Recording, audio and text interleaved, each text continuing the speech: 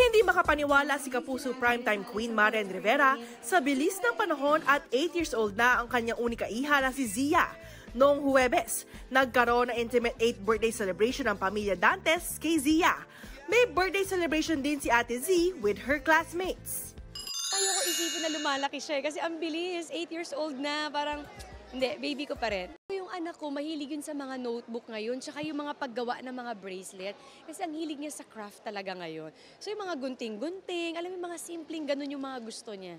Pagdating sa pag-aalaga at pagdidisiplina, toka yan ni Marian. Strict ako, pero malambing kasi akong nanay eh. So kapag may mali, mali. Paano niya malalaman at walang ibang magsasabi sa mga anak nila na mali yan kundi ang mga magulang. Hands-on parents, sina Marian at asawang si Dingdong Dantes, pero tuloy ang pag-alagwa ng kanilang career. At magkakasama pa sila sa Metro Manila Film Festival entry na Rewind. Sinasabi ko nga sa inyo, mas mamahalin niyo yung pamilya niyo, mas bibigyan niyo ng time yung pamilya niyo. Katatibayan, updated sa showbiz happenings.